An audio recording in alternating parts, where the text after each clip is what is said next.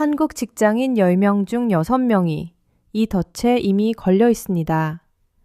그리고 그중 75%는 오늘도 자기 일을 못 끝내고 남의 부탁을 들어주고 있습니다. 사람인이 직장인 1,477명에게 물었습니다. 63.2%가 착한 직장인 컴플렉스라고 답했습니다. 쉽게 말하면요, 이건 성격이 아니라 전염병입니다. 그리고 이 영상 끝에서 86%가 같은 스트레스를 겪는 이유와 상위 10%만 아는 탈출 공식이 드러납니다. 혹시 이런 경험 있으신가요? 퇴근 10분 전 옆자리 동료가 이것만 좀 부탁해요 라고 말합니다. 입에서는 이미 네 알겠습니다가 튀어나갑니다. 머리로는 알고 있습니다. 내일도 아직 안 끝났다는 걸. 그런데도 거절이 안 됩니다. 또 이런 장면도 있습니다. 가고 싶지 않은 회식 자리에서 불편한 농담에 억지로 웃고 있습니다. 웃는 내 얼굴이 낯설게 느껴집니다. 단톡방에 뜬 주말 모임 공지, 읽고 또 읽으면서도 못 가요 세 글자를 끝내 못 보냅니다. 그리고 집에 돌아와 혼자 자책합니다. 나는 왜 이럴까? 왜 나만 이렇게 약한가? 그런데 이건 약한 게 아닙니다. 사람인이 직장인 1,477명에게 물었습니다. 63.2%가 나는 착한 직장인 컴플렉스가 있다고 답했습니다. 숫자로 풀면 933명입니다.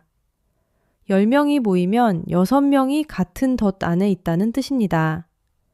쉽게 말하면요, 이건 성격 문제가 아니라 전염병입니다.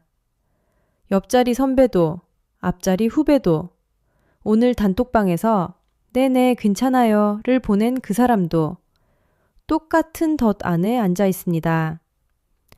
혼자만의 결함처럼 느껴졌던 그 감정이 사실은 한국 직장인의 다수 현상입니다. 그러니 먼저 이 말씀부터 드리고 싶습니다. 그건 당신만의 문제가 아닙니다. 그런데 63%가 걸려 있다는 것보다 더 충격적인 숫자가 있습니다. 75.8%. 착한 직장인 컴플렉스를 가진 사람 10명 중 거의 8명이 남의 업무 부탁을 들어주다가 정작 자기 일에 차질이 생긴 경험이 있다고 답했습니다. 같은 사람인 설문 결과입니다. 이게 무슨 뜻인지 아십니까? 착함이 성격 문제에서 멈추는 게 아니라 이미 월급 받는 당신의 본업을 갉아먹고 있다는 뜻입니다. 한번 떠올려 보시죠. 오후 4시, 마감이 2시간 남았습니다. 옆자리 동료가 다가와서 잠깐만 이것 좀 봐줄 수 있어요? 라고 묻습니다. 입에서는 이미 네, 그럼요가 나가 있습니다. 그리고 그날 밤 혼자 사무실에 남아 내 일을 처리하며 생각합니다. 나는 왜 이럴까? 쉽게 말하면요, 착한 직장인의 삶은 담장 없는 집과 같습니다. 담장이 없으니 누구든 마음대로 들어옵니다. 누군가는 짐을 두고 가고 누군가는 쓰레기를 버리고 갑니다. 집 주인은 하루 종일 남의 물건을 치우느라 정작 자기 방은 치울 시간이 없습니다. 그리고 밤이 되면 지쳐서 쓰러집니다. 집은 점점 엉망이 되고 주인은 점점 작아집니다. 이게 단순한 피곤함으로 끝나면 다행입니다. 2022년 고용노동부 조사에서 한국 정규직 근로자의 약 40%가 직장 번아웃 증상을 보고했습니다. 거절 못함은 업무 과부하를 낳고, 과부하는 번아웃을 낳고, 번아웃은 거절할 에너지마저 빼앗아갑니다. 악순환의 고리가 완성되는 겁니다. 많은 사람들이 이 지점에서 의지력 문제라고 합니다. 하지만 그건 틀렸습니다. 의지가 약해서 거절을 못하는 게 아닙니다. 의지력으로 버티려 할수록 이 고리는 더 단단해집니다. 왜냐하면 문제의 뿌리가 의식이 아니라 훨씬 더 깊은 곳에 있기 때문입니다. 당신이 네, 알겠습니다 라고 답하는 그 순간 뇌 속에서는 당신이 통제할 수 없는 아주 오래된 회로가 먼저 작동하고 있습니다. 자, 그럼 86%는 뭘 겪고 있을까요? 같은 설문에서 착한 직장인 컴플렉스 때문에 스트레스를 받은 경험이 있다고 답한 비율이 정확히 86%입니다. 여성은 91%, 남성은 82.4%. 사실상 걸린 사람 거의 전부가 속으로 앓고 있다는 뜻입니다. 그리고 이 지점에서 대부분 이렇게 생각합니다. 내가 의지가 약해서 그래. 내 성격이 문제야. 아닙니다. 정확히 말씀드리겠습니다. 이건 성격 결함이 아닙니다. 의지력 문제도 아닙니다. 심리학자 피트 워커가 2013년에 이 반응에 이름을 붙였습니다. 폰 반응이라고 합니다. 우리가 아는 싸움, 도망, 얼어붙음 다음에 오는 네 번째 생존 반응입니다. 위협 앞에서 맞서지도 도망치지도 않고 오히려 상대에게 맞춰주고 굴복해서 갈등 자체를 없애버리는 전략입니다. 쉽게 말하면요. 뇌가 싸우면 지니까 일단 비위를 맞춰서 살아남자 라고 판단하는 겁니다. 왜 이런 회로가 생겼을까요?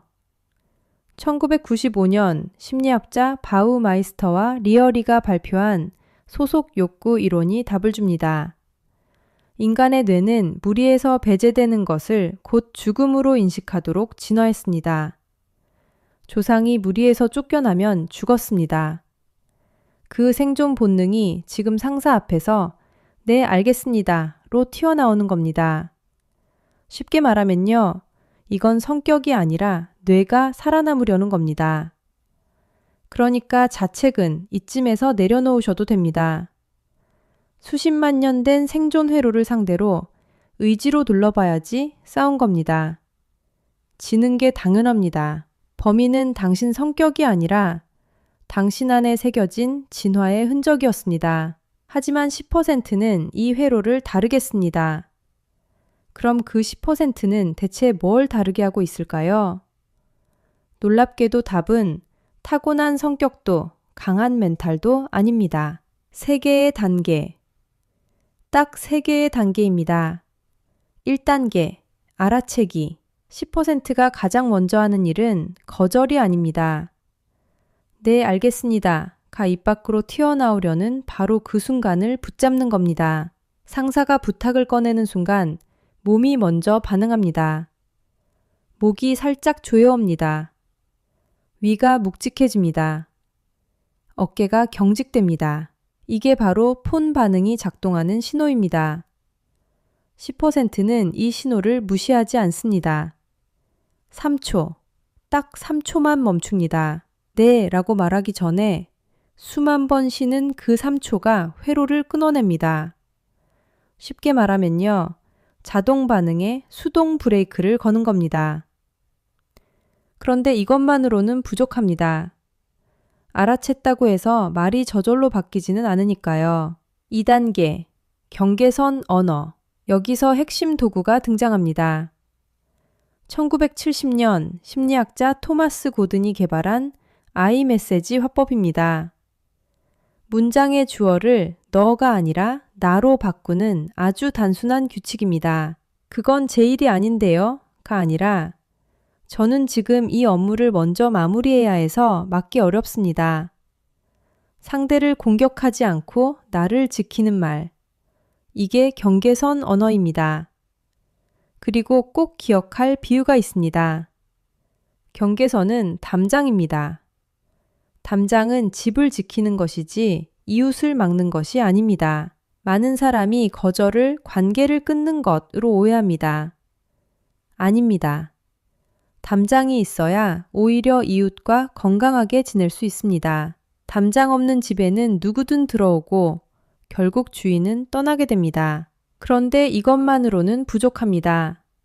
언어를 안다고 해서 입이 바로 움직이지는 않으니까요. 3단계, 작은 거절 연습. 1992년 헨리 클라우드와 존 타운샌드는 바운더리스에서 이렇게 말했습니다. 경계선은 근육이다. 쓰지 않으면 퇴화하고 쓸수록 강해진다. 그래서 10%는 가장 낮은 위험부터 시작합니다. 상사 앞이 아닙니다.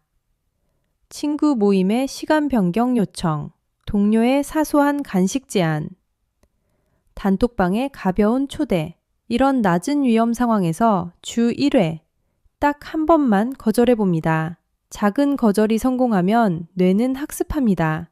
거절해도 무리해서 쫓겨나지 않는구나. 생존 회로가 다시 쓰이는 순간입니다. 알아채기, 경계선 언어, 작은 거절 연습. 이 세 단계가 10%의 탈출 공식입니다. 정리하겠습니다. 한국 직장인 63.2%가 이 덫에 걸려 있습니다. 75.8%는 이미 자기 업무가 망가졌고 86%는 매일 스트레스를 안고 출근합니다. 하지만 기억하셔야 합니다. 이건 성격이 약해서도 의지가 부족해서도 아닙니다.